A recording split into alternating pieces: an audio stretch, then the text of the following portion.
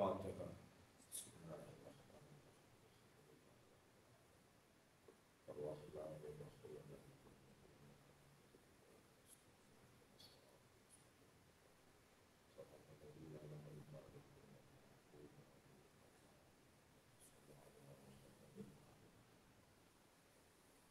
اعوذ باللہ من الشیطان الرجیم، بسم اللہ الرحمن الرحیم۔ الحمد للہ الذی لا یبلغ مدحته القائلون ولا يحصي نعماءه العادون ولا يعطي حقه المجتهدون، الذي ليس لصفته حد محدود ولا نعت موجود ولا وقت معدود ولا أجل ممدود، فطر الخلائق بقدرته ونشر الرياح برحمته، الصلاة والسلام على الرسول المسدد المصطفى الأمجد المحمود الأحمد سيدنا ومولانا ومولى الكونين جد الحسن والحسين مع علي والقاسم محمد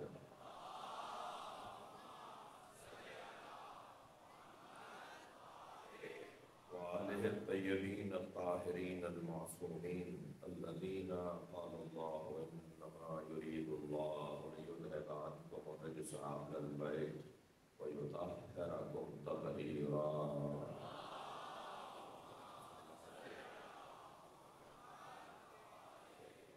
ولعنة الله على أعدائهم أجمعين من يوم عداوتهم إلى قيام يوم الدين. أما بعد، قال الحكيم في القرآن الكريم: بسم الله الرحمن الرحيم.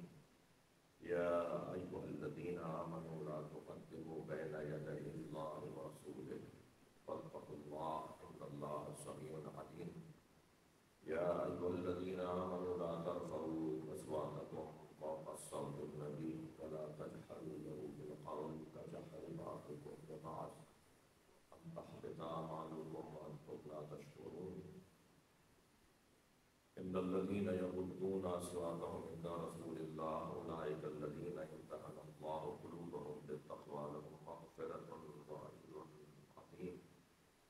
إن الذين ينادونك من وراء الحجرات أكثرهم لا يعقلون ولو أنهم صبروا حتى تخرج إليهم لكان خيرا لهم والله غفور رحيم. يا أيها الذين آمنوا إن جاءكم فاسق بنبأ فتبينوا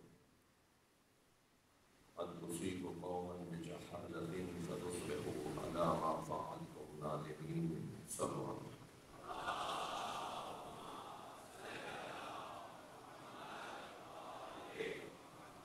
ایک اور بلند صلوات لگے.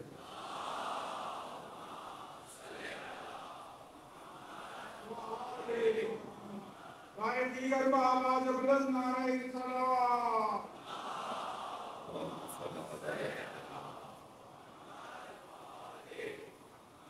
سورہ مبارکہ حجرات کی پہلی 5 آیتیں جنہیں پچھلے سال ہم نے بیان کیا، آج 6 آیت میں نے آپ کے سامنے تلاوت کی ہے. یا ایھا الذین آمنوا ان جاءکم فاسق بنبأ فتبینوا ان تصیبوا قوما بجہالۃ فتصبحوا علی ما فعلتم نادمین. یہ جو 6 آیت ہے اسے آج سمجھیں گے، اس کو سمجھنے کی کوشش کریں گے. سورہ حجرات کی 6 آیت، سورہ حجرات قرآن مجید کا 49واں سورہ، 26ویں پارے میں 18 اس کی آیتیں مدینے میں یہ نازل ہوا ہے. اس کو پڑھنے کا ثواب رسول اللہ کی زیارت کے برابر ہے. جو سورہ حجرات کی تلاوت کرے گا شیطان اس کے قریب نہیں آئے گا. یہ فضیلتیں ہیں اس سورے کی. پہلی 5 آیتوں میں نبی مکرم سے متعلق ادب اور احترام کو بیان کیا گیا ہے. اے صاحبان ایمان، لا تقدموا بین یدی اللہ ورسولہ. اے صاحبان ایمان، اللہ اور اللہ کے رسول کے آگے مت چلو، آگے مت بڑھو، ان سے آگے نہ نکلو. کیوں؟ اس لیے کہ یہ تمہارے تقوی کے خلاف ہے. تقوی اختیار کرو، تقوی اختیار کرو. ان اللہ سمیع علیم، اللہ بہت زیادہ سننے والا بھی ہے، اللہ بہت زیادہ جاننے والا بھی ہے. پھر اسی طرح کے لہجے کی ایک اور آیت، یا ایھا الذین آمنوا لا ترفعوا اصواتکم فوق صوت النبی. میں آیت کی تفسیر بیان کرنے جا رہا ہوں، آپ تھوڑا تھوڑا سا آگے آنے کی کوشش کریں، صلوات پڑھتے رہیں.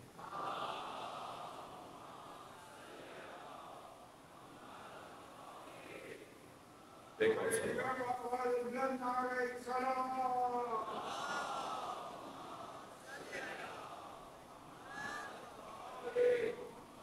ایک اور صلوات پڑھو.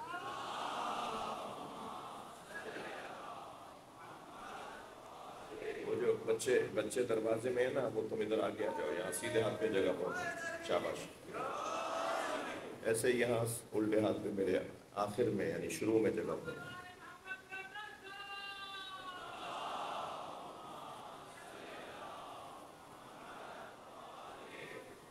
ایک اور صلوات.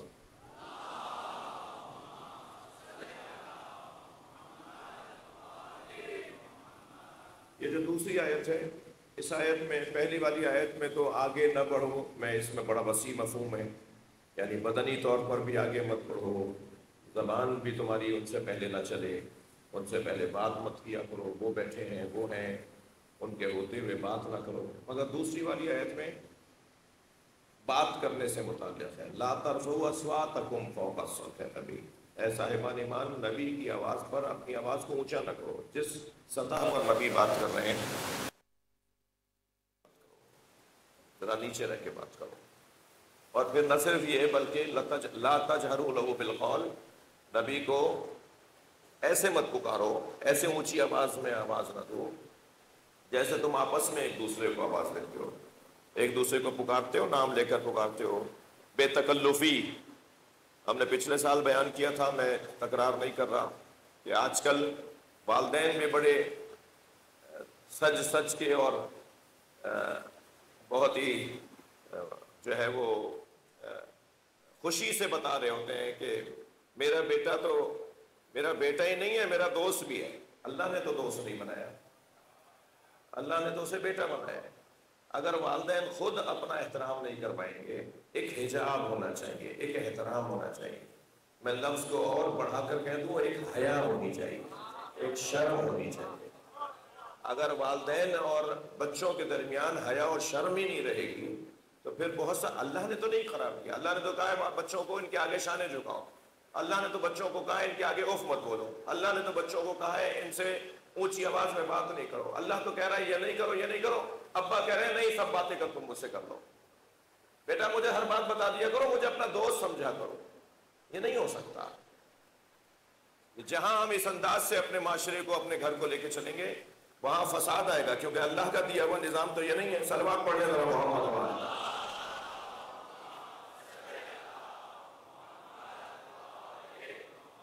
لہذا قرآن تو منع کر رہا ہے. قرآن کہہ رہا ہے کہ اگر تم نے ایسا کیا کیا ہوگا؟ ان تحبط اعمالکم. تم اگر نبی کے آگے اونچی آواز میں بات کرو گے، تمہارے اعمال حق ہو جائیں گے. وانتم لا تشعرون. اور تمہیں پتہ بھی نہیں ہوگا کہ تمہارے اعمال حق ہو گئے، خبر بھی نہیں چلے گی، معلوم بھی نہیں ہو پائے گا کہ کیا ہو گیا ہمارے ساتھ. کوڑا کاغذ ملے گا، خالی نامہ عمل ملے گا. بڑے بڑے حج، عبادات، نماز، روزے، حتیٰ مجلس عزاداری، یہ عمل ہے نا. یعنی کیسے اللہ اس عمل کو قبول کر لے گا جب وہ کہہ رہا ہے بے ادب اور بدتمیزوں سے میں عمل کو قبول ہی نہیں کروں گا، میں اعمال کو ان کے سب کے ضائع کر دوں گا. یہ کہنے کے بعد ان الذین یغضون اصواتهم عند رسول اللہ، ابھی بات آگے بڑھ رہی ہے بولنے کے حوالے سے، بات کیسے کرنی ہے. اچھا، جن لوگوں نے رسول اللہ کے سامنے، یہ بات پچھلی سال میں بیان ہو گئی ہے، مجھے دوبارہ نہ کہلوائیے، کہ جب ہم رسول اللہ کی بات کر رہے ہیں تو ہمارے نزدیک نبوت کے علاوہ کلنا محمد ہے. نبوت کے علاوہ اولنا محمد، آخرنا محمد، اوسطنا محمد، کلنا محمد. جب ہم بات کر رہے ہیں رسول اللہ کی تو خود بخود بات کر رہے ہیں مولا علی کی، خود بخود بات کر رہے ہیں امام حسن کی، امام حسین کی، جناب زہرا کی، امام رضا کی، امام جعفر صادق کی. جناب امام زمانہ کی سارے صلوات پڑھ لیں محمد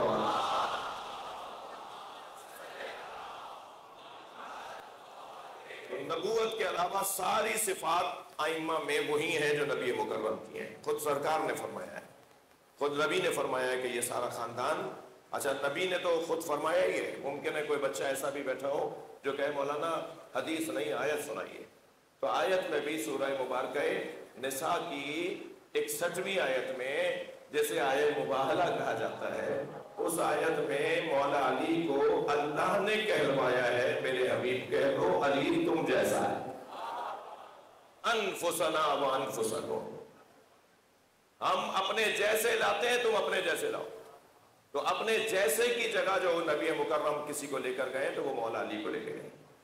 تو جب ہم بات کریں گے مولا نبی سے متعلق ادب احترام کی تو خود بخود مولا علی اس میں شامل ہے. ٹھیک ہے, بات واضح ہے, تھوڑی گردن ہلا دو, ایک سلوات پڑھ کے وہاں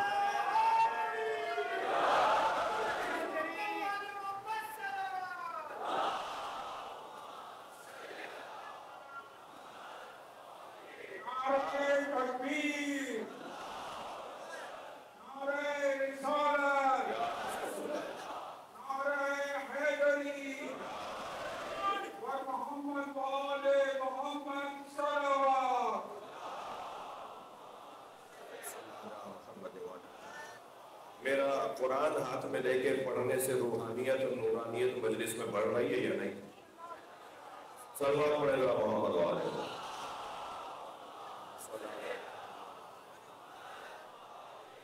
عقیل صاحب تشریف فرمائے, شاید 8-10 سال تو ہر نوچندی جمعرات یا ہر جمعرات درس تفسیر قرآن رہا نا بابل کو, ہر نوچندی کو نہیں, ہر اتوار کو تفسیر قرآن. ہم نے کوئی 5 سپارے ایک آیت کے اوپر اس مسجد میں غور کیا تھا تفسیر کے حوالے سے. تو پرانے جو لوگ ہیں میرے دوست عزیز میرے بزرگوں نے یاد ہوگا, عرض کر رہا ہوں کہ قول سے متعلق بات آگے جا رہی ہے کہ اگر ان الذین یغضون اصواتهم عند رسول اللہ, وہ افراد, پہلے تو ان کی بات ہوئی ہے جو اونچی آواز میں بات کرتے ہیں, جو اونچی آواز میں بات کریں گے ان کے اعمال حق ہو جائیں گے. لیکن جو اونچی آواز میں بات نہیں کر رہے, کیا کر رہے ہیں, اپنی آواز کو دھیما رکھتے ہیں, نیچے رکھتے ہیں, ذرا آواز نبی کی آواز سے اونچی نہیں کرتے, ان کے لیے اللہ بات کر رہا ہے. ان الذین یغضون اصواتهم عند رسول اللہ, یہ لوگ کون ہیں, اولئک الذین امتحن اللہ قلوبهم للتقوی, یہ وہ لوگ ہیں کہ جن کے دلوں کو اللہ نے اس ادب کے ذریعے سے, یہ ادب ہے نا, یہ احترام ہے نا, یہ وہ لوگ ہیں جن لوگوں کے دلوں کو اللہ نے اس ادب کے ذریعے سے آزما لیا ہے کہ یہ متقی ہو سکتے ہیں. ٹھیک ہے, اللہ اکبر. انہی کے لیے لہم مغفرۃ و اجر عظیم, انہی کے لیے مغفرت ہے, انہی کے لیے بہترین اجر و ثواب ہے. یہاں سے جاؤ گے, یہاں سے جاؤ گے, یہاں سے چل رہا ہوں.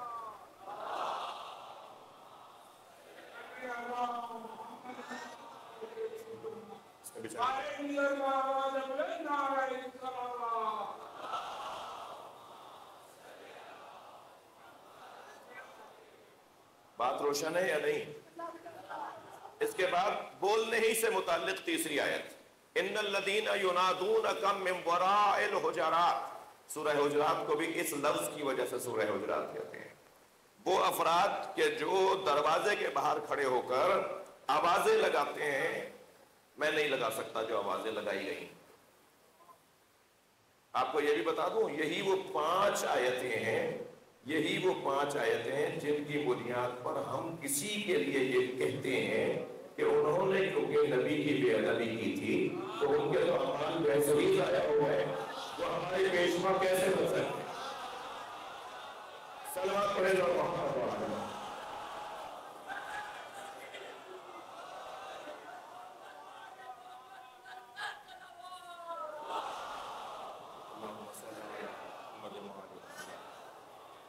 اب بات آگے بڑھ رہی ہے. وہ افراد جو نبی کے گھر کے باہر کھڑے ہو کر, حضرت کے دروازے کے باہر کھڑے ہو کے نبی کو آوازیں لگاتے ہیں, وہ کون ہیں؟ اکثرهم لا یعقلون, اللہ انہیں صاحب عقل نہیں مان رہا. تم پتہ نہیں کیا مان رہے ہو. اکثرهم لا یعقلون ولو انہم صبروا حتی تخرج الیہم، اگر یہ لوگ صبر کر لیتے، کھڑے ہو جاتے، انتظار کر لیتے کہ آپ خود باہر آ جائیں، آپ خود باہر آ جائیں اور ان سے ملاقات ہو جائے، حتی تخرج الیہم، آپ باہر آ کر ان تک پہنچ جائیں، ان سے مل لیں، تو کیا ہوتا؟ لکان خیرا لہم، تو یہ ان کے لیے بہتر ہوتا۔ واللہ غفور رحیم، اور اللہ بہت زیادہ غفور بھی ہے اور اللہ بہت زیادہ رحیم بھی ہے۔ دوبارہ سے نئے کام کرو تو شاید تمہارا کچھ بنے،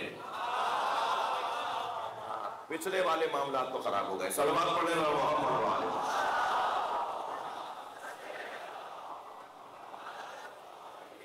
بڑی عنایت آپ کی توجہات ہیں۔ یہ جو 5ویں آیت کے آخر میں اللہ نے ارشاد فرمایا لَكَانَ خَيْرًا لَهُمْ، یہ جو آیت کا حصہ ہے یہ 5 آیتوں سے متعلق ہے یا یہ آخری آیت 5ویں آیت سے متعلق ہے؟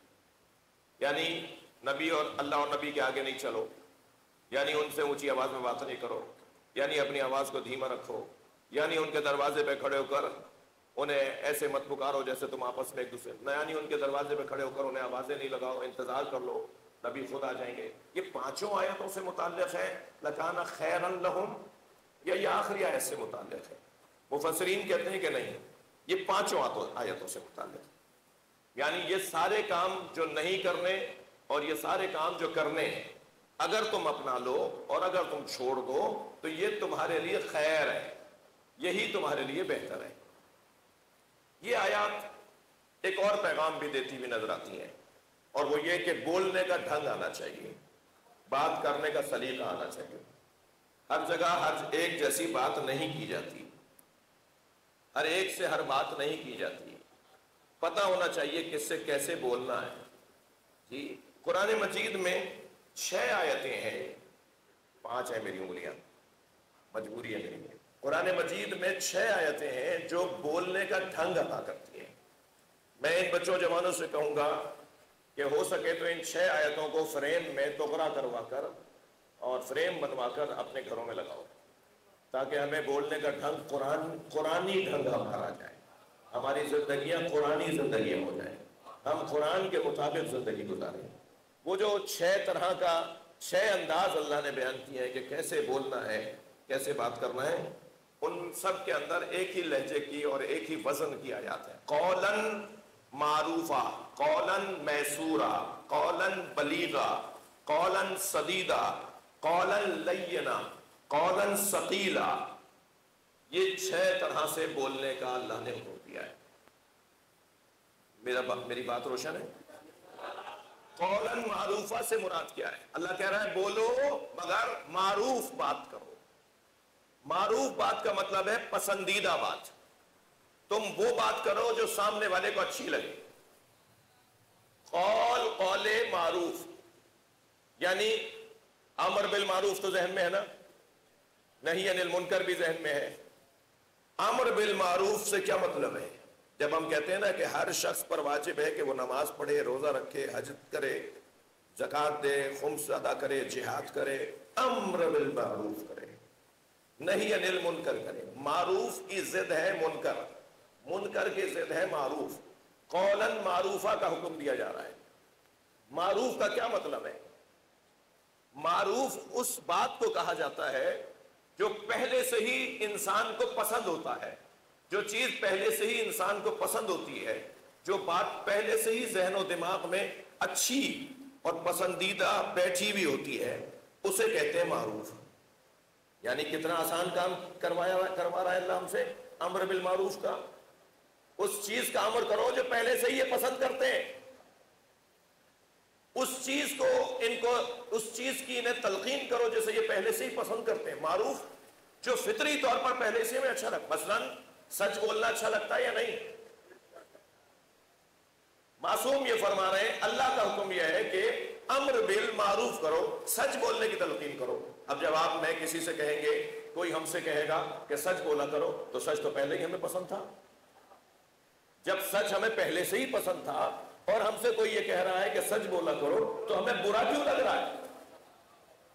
وہ تو ہمیں پہلے سے پسند تھا کہ سچ اچھا ہے، سچ بولنا چاہیے۔ ایسے ہی مثال کے طور پہ وعدہ پورا کرو، وعدہ وفا کرو. یہ تو ہم سب کو اچھا لگتا ہے کہ وعدہ وفا کرنا چاہیے. اب اگر کوئی ہم سے کہہ رہا ہے کہ وعدہ وفا کرو تو یہ ہمیں امر بالمعروف کرنا ہے. اگر آمادہ ہے تو ایک بیت کا جملہ کہہ دوں. سارے معروفوں میں، سارے اچھائیوں میں، ساری اچھائیوں میں سب سے اچھی چیز جو ہے وہ ہے اہل بیت کی محبت. معروف اس سے بہتر کوئی ہے ہی نہیں. یعنی جب کہا جاتا ہے کہ امر بالمعروف کرو تو وہ امر کرو علی کی محبت کے بارے میں. سب سے معروف، سب سے زیادہ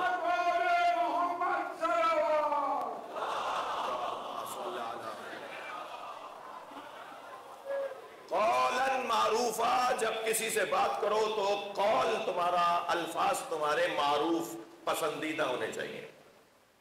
البتہ یاد رہے کہ قول معروف میں محرم اور نامحرم کا خیال رہے. اگر پسندیدہ بات نامحرم سے آپ کریں گے تو وہیں فساد شروع ہو جائے گا، پھر وہ معروف نہیں رہے گا، وہ منکر بن جائے گا.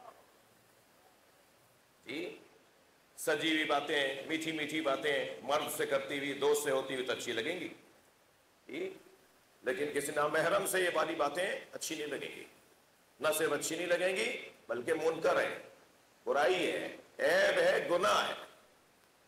لہذا خواتین کو حکم ہے کہ جب نامحرموں سے بات کریں تو دو ٹوک بات، بہت ہی واضح بات اور بہت ہی وزنی بات کریں، غیر ضروری بات نہیں کریں.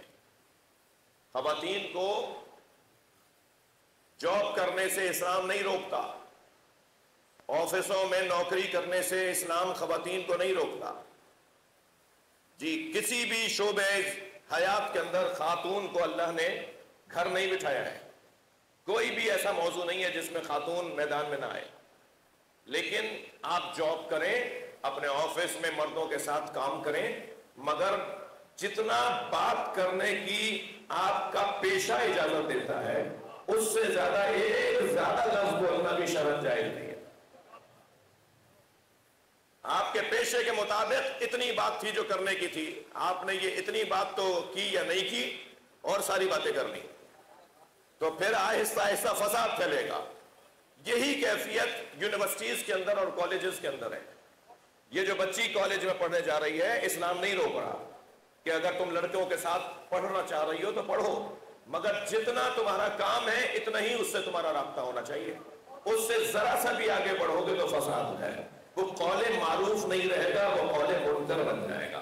صلوات پڑھ لیں ذرا محمد وعلى.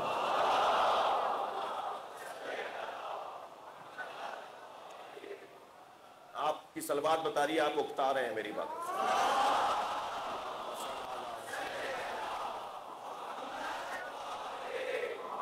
دوسرا قول، دوسرا انداز بولنے کا کیا ہے؟ قولاً سدیدہ. سجی ہوئی گفتگو ہونی چاہیے. بات تو اپنی پیش کرو، مقدمہ تو اپنا اچھا رکھو، کسی کو سمجھانے کا ڈھنگ تو آتا ہو. تم بات ہی گونگی بات کر رہے ہو، گونگ ہے تمہاری بات کے اندر، تمہاری بات میں ابہام پایا جاتا ہے، تم روشن بول ہی نہیں پا رہے ہو، تم اپنی بات بتا ہی نہیں سکے، تم اپنی بات سمجھا ہی نہیں سکے. یہ بولنا، سمجھانا، کسی کو اپنی بات منتقل کرنا، یہ قرآن کہتا ہے جب بھی کسی سے بولو تو قولاً سدیدہ. تمہاری سجی بھی گفتگو ہونی چاہیے. بات کو اپنی بہت سجا کر پیش کرو، مقدمہ اپنا اچھا پیش کرو. ایسا نہ ہو کہ تمہاری بات، تمہارے اچھی بات نہ کرنے کی وجہ سے تمہارا کام بھی ضائع ہو جائے. قولاً سدیدہ. قولاً بلیغا. بات تمہاری واضح اور روشن ہونی چاہیے. دو ٹوک بات کرو، کوئی ضرورت نہیں آ رہی ہے کہ آدھا گھنٹے تک خطاب کرو گے. ایک جملے میں ہی بات کرو، ایک ہی جملے میں اپنی بات پہنچاؤ. قول تمہارا بلیغ ہونا چاہیے. ہندوستان میں یوم حسین کا عنوان کہ کربلا نہ ہوتی تو کیا ہوتا. اور مہمان خصوصی علامہ نقن صاحب، وقت ان کے پاس 5 منٹ کا رہ گیا. انہوں نے کہا حضور 5 منٹ میں بتائیے کہ کربلا نہ ہوتی تو کیا ہوتا. انہوں نے کہا نہیں 5 منٹ بھی زیادہ ہیں، میں 1 منٹ میں بتاؤں گا کہ کربلا نہ ہوتی تو کیا ہوتا. انہوں نے بسم اللہ پڑھی اور کہا کہ بینر پہ لکھا ہوا ہے کہ موضوع سیمینار ہے کہ کربلا نہ ہوتی تو کیا ہوتا. تو سنو ایک جملے میں، اگر کربلا نہ ہوتی تو جمعے کی نماز بدھ کو ہوتی.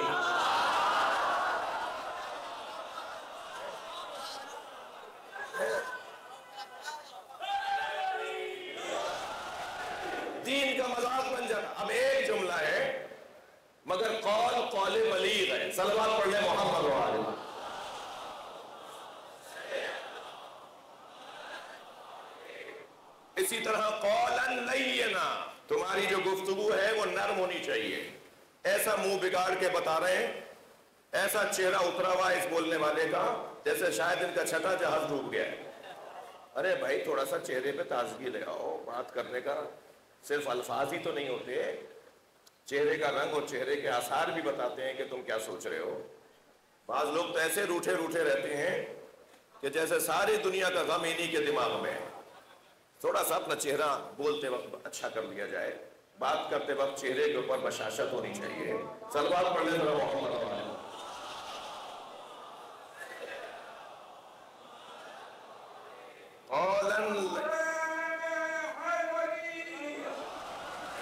قولا لینا، بات تمہاری بہت سجیبی نرم گفتگو ہونی چاہیے. قولا ثقیلا، بات تمہاری وزنی ہونی چاہیے، ٹھکی ہوئی بات، جمی ہوئی بات، ایک جملہ ہی کافی ہو، وزنی گفتگو. اور اگر میں اور آپ چاہتے ہیں کہ ہماری گفتگو وزنی ہو جائے، ہماری بات ایسی سنگین بات شمار کی جائے، تو پھر ہم کیا کریں کہ ہماری بات قول ثقیل ہو جائے. تھکے ہوئے تو نہیں ہے عزیزو؟ اگر میں اور آپ چاہتے ہیں کہ ہماری بات قول ثقیل بن جائے تو ہماری بات تو کوئی ہونی نہیں چاہیے، یا قرآن سنا دو یا اہل بیت کا فرمان سنا دو. اس لیے کہ نبی نے قرآن کو اور اہل بیت کو دو ثقل کہا ہے، ثقلین، دو بھاری وجود کہا ہے، سنگین وجود ہے. انی تارکن فیکم الثقلین، میں تمہارے درمیان دو گنا قدر چیزیں چھوڑنے جا رہا ہوں. یا آیت پڑھ کر سنا دیں یا حدیث پڑھ کر سنا دیں، بات خود ہی وزنی ہو جائے گی. صلوات محمد و آل محمد.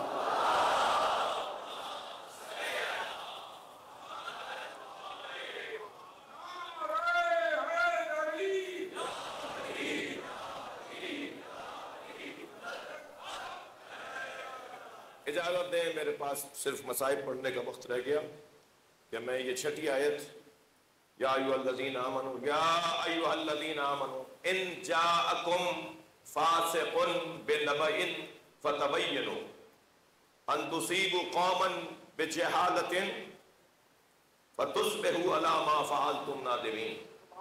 اس آیت کو کل آپ کے سامنے بیان کرو. ایک صلوات.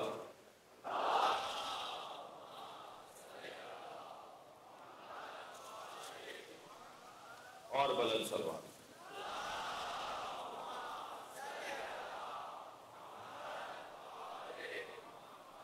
ایک جملہ بھی عقیل بھائی کوئی بچہ اپنے پلے سے باندھ کے لے گیا.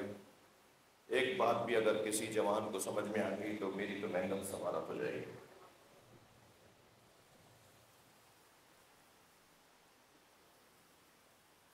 دروازہ بج رہا ہے. حبیب اپنی زوجہ کے ساتھ کھانا کھا رہے ہیں. جب کنڈی کھٹکھٹانے کی آواز پڑی تو حبیب ابن مظاہر نے آواز دے کر پوچھا من الباب، کون ہے دروازے پر؟ آواز آئی انا فرید الحسین، میں حسین کا قاصد ہوں. حضرت خود چل کر آئے مولانا حسین کے پاس. ظہیر عین کو مولانا حسین نے ڈھونڈا. حبیب ابن مظاہر کو خط لکھ کر بلوایا.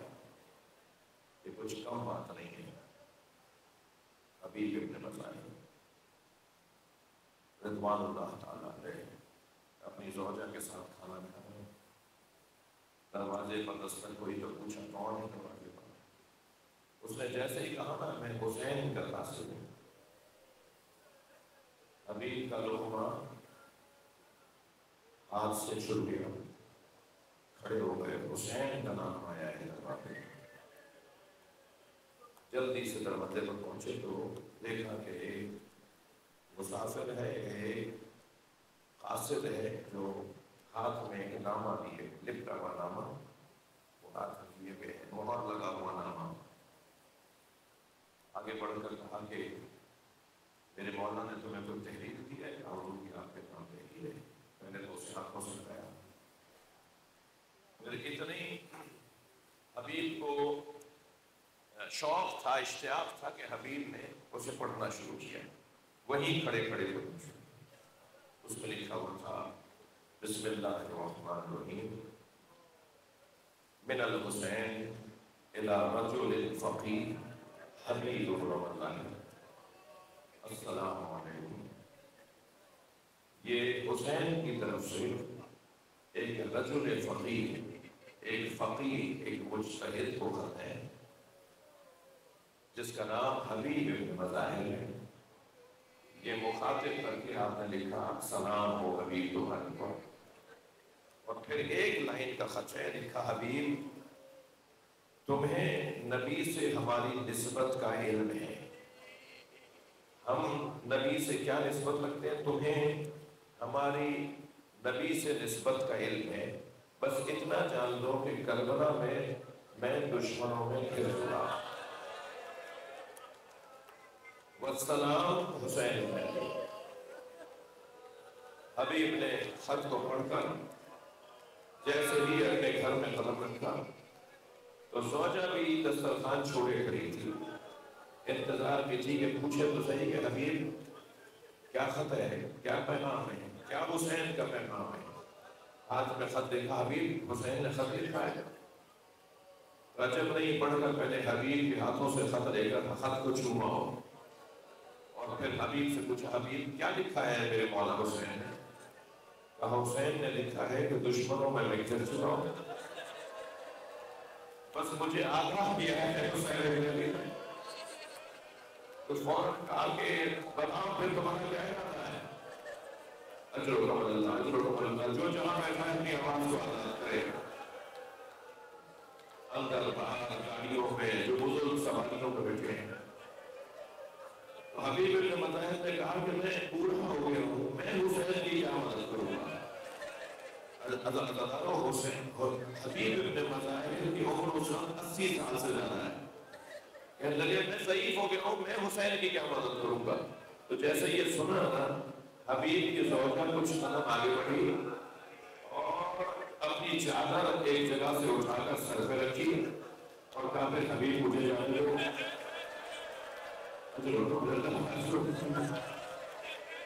حبیب کی آنکھوں میں آنسو آ گئے. اللہ نے فرمایا حسین کہ خواتین بھی حسین کا خواتین بھی حسین پہ ترس کھا رہی ہیں. فرمایا یہ کیسے ممکن ہے مجھے زہرا کا بچہ بلائے، مجھے نبی کا نواسہ بلائے اور میں مدد کرنے نہ جاؤں. اپنے غلام کو بلایا، گھوڑا آمادہ کرو. گھوڑے کو تیار کر کے کوفے کی فلاں جگہ پر جا کے کھڑے ہو جاؤ. حالات مساعد نہیں ہیں، میں کچھ دیر میں تم تک پہنچوں گا اور پھر وہ مجھے گھوڑا دے دینا اور میں وہاں سے کربلا چلا جاؤں گا. حبیب کہتے ہیں کہ مجھے پہنچنے میں دیر یوں ہوئی کہ حالات مساعد نہیں تھے تو میں غیر معموس رستوں سے ہوتا ہوا اس منزل پر پہنچا جہاں میرا غلام گھوڑا لیے کھڑا تھا. حبیب کہتے ہیں کہ جب میں قریب پہنچا تو میں نے کیا دیکھا کہ غلام گھوڑے سے بات کر رہا ہے اور گھوڑے سے یہ کہہ رہا ہے کہ اگر کچھ اور دیر گزری اور میرا مالک حبیب نہ آیا تو میں تیری گوش پر بیٹھ کر جاؤں گا. حسین ابن علی اجرکم اللہ، حسین ابن علی کی مدد کروں گا. میں نے اپنی آنکھوں سے یہ روایت پڑھی کہ حبیب کی آنکھوں سے آنسو جاری ہوئے اور اپنے غلام کو حسین مولا کی محبت کی وجہ سے آزاد کرنے کا اظہار کیا. میں نے تجھے آزاد کیا، پیروں میں گر گیا مولا، ساری زندگی آپ کی خدمت کی ہے، اب تو آل رسول کی خدمت کا وقت ہے. مجھے اپنے ساتھ لے جائیے. حبیب ابن مظاہر نے اپنے غلام کو اپنے ساتھ رکھا اور کوفے سے کربلا کی طرف روانہ ہوئے. وہاں کوفے کی جانب سے جب گرد اٹھنا شروع ہوئی نا تو امام بہت دیر سے انتظار کر رہے تھے، اس سے بار بار دیکھ رہے تھے. جب گرد اٹھتی بھی دیکھی نا تو آواز دے کر کہا عباس علی اکبر آؤ، میرا مہمان آ گیا، میرا حبیب مجھ سے ملنے آ گیا. ورنہ سارے جوانان بنی ہاشم نے حضرت حبیب ابن مظاہر نے استقبال کیا. امام حسین نے گلے سے لگایا اور امام میں عجیب روایت جو آج میں نے اتفاق سے دوبارہ ان مسائل کو دہرانے کے لیے جب میں نے کتاب کھولا تو تو کتاب میں ایک جملہ مجھے بڑا عجیب ملا ہے، اور جملہ یہ ملا ہے کہ جب امام حضرت حبیب کو خیموں کی طرف لے جا رہے تھے نا، تو سامنے سے جناب فضہ آگے نظر آئی، آگے بڑھ کر کہا ہے آپ حسین، زینب کبریٰ نے حبیب کو سلام کہا، اس وقت میں کتاب یہ کہتی ہے، مقال یہ کہتا ہے، حبیب نے اپنے سر کا امامہ پکڑ کے اتار دیا اور کہا اتنے قریب ہو گئی رسول، اور جھک کر سلام کا جواب دیا اور کہا اے بیوی، اگر میری لاپرواہی زینب کو میرا سلام ہے اور کہنے کہ